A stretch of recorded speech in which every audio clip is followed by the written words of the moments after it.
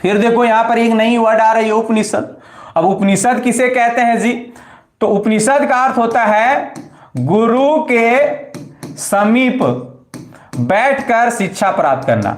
बैठकर शिक्षा प्राप्त करना को ही क्या कहा जाता है? तो उपनिषद कहा जाता है। कितने उपनिषदों को मान्य दिया गया है? तो 108 उपनिषदों को मान्य दिया गया है। तो यहां तक किसी को कोई दिक्कत मेरे ख्याल से नहीं होना चाहिए। चलिए आगे अब हम लोग देखते हैं। उपनिषद 108 है, तो कुछ कुछ उपनिषदों के बारे में हम लोग यहां पढ़ेंगे। उपनिषदों से हमें क्या जानकारी मिलता है जी? तो उपनिषदों के बारे में हमें इतिहास के, भारत के इतिहास के बारे में हमें जानकारी मिलती है। तो कुछ कुछ उपनिषदों के बारे में यहां चर्चा करते हैं, जैसे कि बृहद नारायण उपनिषद। बृहद नारायण उपनिषद क्या है? तो इन सब में से बड़ा उपनिषद है ना? तो सबसे बड़ा उपनिषद कौन है? तो बृहद नारायण उपनिषद, समझ ना? आगे देखते हैं कठोपनिषद है ना? कठोपनिषद में क्या जिक्र है? तो इसमें यम एवं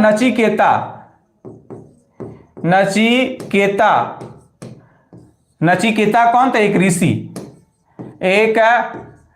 ऋषि का उल्लेख है ना? यम मतलब यहां यमराज है, यमराज। तो देखिए इसमें कहानी दिया गया है। इसमें यम जो है, यम और नचिकेता के बीच में जो है वो वार्तालाप होती है, उसी के बारे में यहां चर्चा किया गया। कहा जाता है कि इसमें कहानी क्या है? तो नचिकेता के पिता के पास एक गाय होती है। जब गाय बूढ़ी हो जाती है तो ये नचिकेता के पिताजी जो है वो गाय को बेच देते हैं।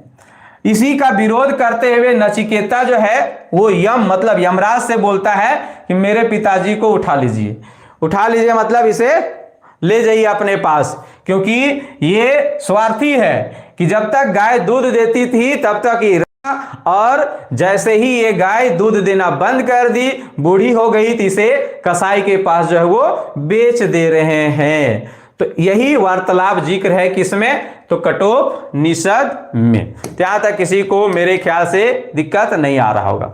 अगला देखते हैं मुंडकोपनिषद।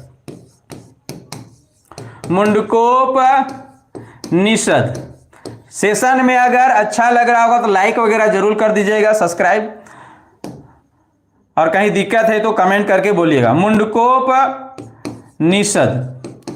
अब ये मुंडकोपनिषद से आपका सबसे ज्यादा क्वेश्चन पूछता है, क्योंकि मुंडकोपनिषद से जो है भारत का जो है ये अशोक स्तंभ आप लोग देख रहे हैं, यहाँ इमेज लगाए हैं। इस अशोक स्तंभ में देखिए यहाँ पर लिखा हुआ है सत्यमेव जयते, है ना? क्या लिखा हुआ है? सत्यमेव जयते। तो बोलेगा क्या कि मुंडकोपनिषद से, या फिर बोलेगा सत्यमेव जयते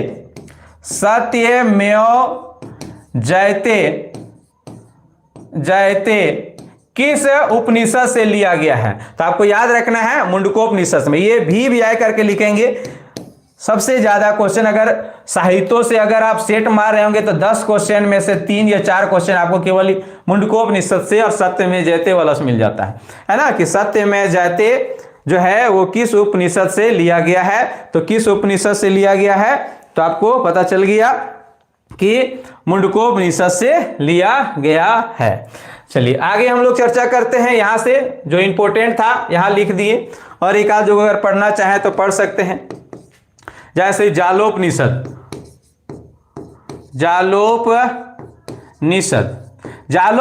में क्या जिक्र है?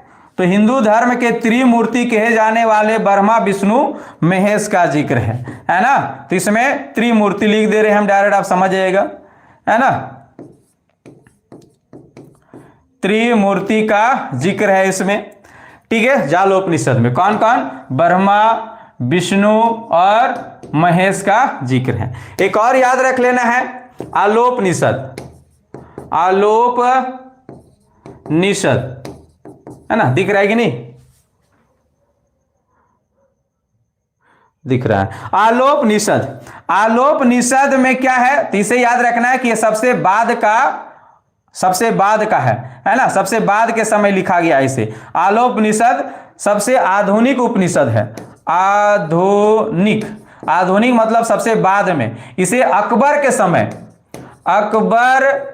के समय रचना किया गया। और अकबर का शासन काल की देखा जाए तो 1556 से 1605 ईस्वी तक शासनकाल रहा है, अर्थात इसी के बीच में जो है वो आलोपनिषद को लिखा गया होगा। तो याद रखेंगे कि किस राजा के समय आलोप या किस शासक के समय आलोपनिषद की रचना हुई थी, तो अकबर के समय।